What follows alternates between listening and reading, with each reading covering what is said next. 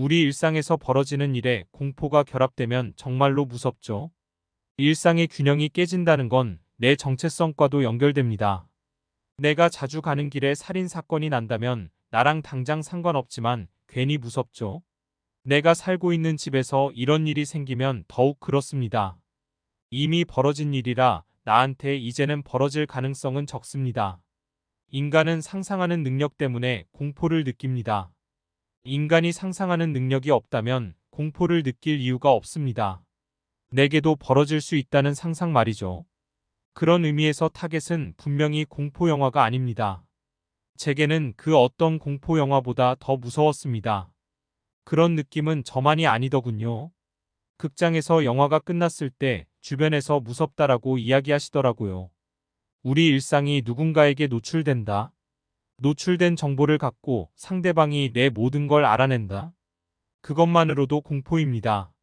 더 무서운 건 상대방이 누군지 나는 모른다는 점입니다. 상대방은 나를 알고 조금씩 나를 옥죄는데 누가 나한테 그러는지 알 방법도 없습니다. 내 일상은 무너지고 할 수 있는 게 없습니다. 어디서 상대방이 날 보는지도 모릅니다. 내가 한 행동을 상대방이 보고 있다고 생각하면 더욱 무섭고요. 이런 내용이 전개되는 영화입니다. 그 출발은 중고거래입니다. 중고거래는 예전과 달리 좀 더 가까워졌습니다. 과거에는 상대방의 위치를 잘 몰랐습니다. 이제는 당신의 근처라는 걸 알게 되었습니다. 이를 근거로 상대방이 어떤 해코지를 할 수 있다는 생각을 하긴 힘들죠. 그건 서로 간의 암묵적인 합의나 마찬가지입니다. 내가 상대방에게 아무런 짓도 안 하고 상대방도 내게 그럴 것이다. 이런 합의가 있기에 서로 직접 만나기도 합니다.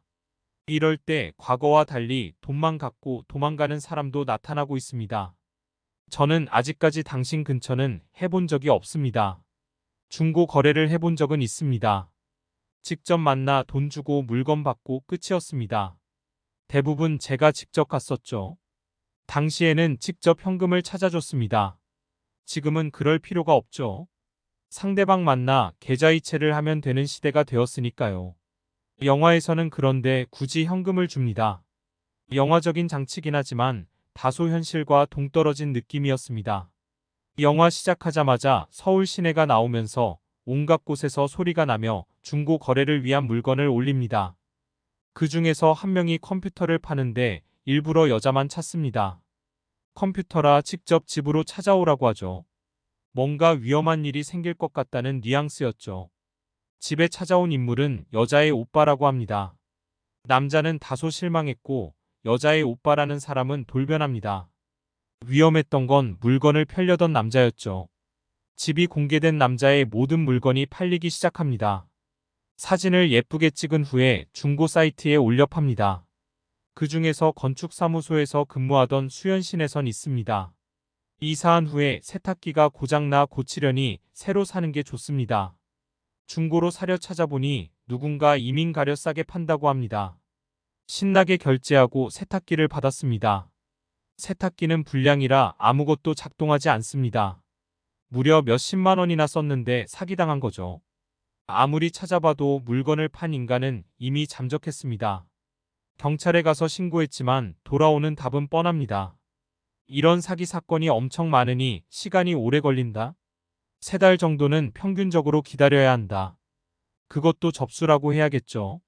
억울하지만 어쩔 수 없어 집으로 돌아갑니다. 너무 억울해서 찾다 우연히 그놈을 발견합니다. 다른 사람에게도 똑같은 수법으로 사기를 치고 있습니다. 거래가 성사되기 전에 댓글로 매수자에게 사기꾼이니 구입하지 말라고 합니다.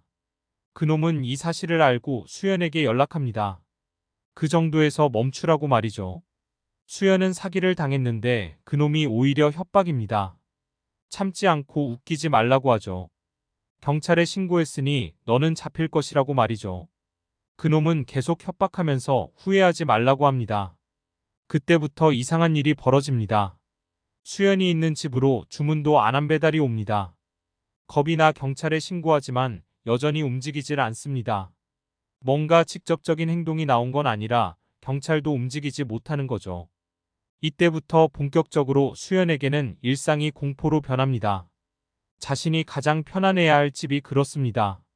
집에서 아무 생각도 하지 않고 있어야 하는데 누군가 찾아온다. 자신이 초청하지도 않았는데 온다. 꽤 불안하겠죠. 그것도 찾아온 상대방이 어떤 목적을 갖고 있다면요. 혼자 살고 있는 여자 입장에서는 무척이나 조심스럽습니다. 이런 과정이 나옵니다. 일상이 무너지는 과정이 그려집니다. 반면 그놈의 능력이 너무 뛰어나서 비현실적으로 보이는 건 오게티였습니다. 뛰어난 해킹 실력으로 수연의 모든 걸 파악합니다. 솔직히 그렇게 대단한 실력으로 고작 중고거래 사이트에서 얼마 되지도 않는 돈을 사기치다니. 훨씬 더 큰 걸 노려도 충분할 정도로 보이는데 말이죠. 자신의 존재를 완전히 숨길 정도의 능력자니 말이죠. 수연 역의 신혜선의 연기와 음악이 긴장감과 끔찍함을 상상하게 만들어줍니다. 여기에 추가적으로 스토킹 문제도 살짝 다룹니다. 수연의 직장 상사가 거의 일방적으로 좋아하고 집까지 찾아오니 말이죠. 한 번 정도는 그럴 수 있다고 해도 지속적으로 찾아오면 스토킹이죠. 상대방이 동의하지 않았으니 말이죠. 영화가 꽤 구성을 잘 짜고 내용도 좋습니다. 아쉬운 건 마지막에 그놈을 잡는 과정이었습니다. 그놈을 꽁꽁 숨기고 출연진에도 노출되지 않습니다. 형사 역할을 한 김성규는 영화에서는 진짜 형사처럼 노력만 하는 걸로 그려지고요. 일상에서 벌어지는 무서움이 진짜 공포인 영화입니다.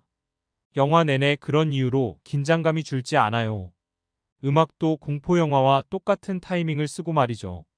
긴장하며 볼 영화입니다.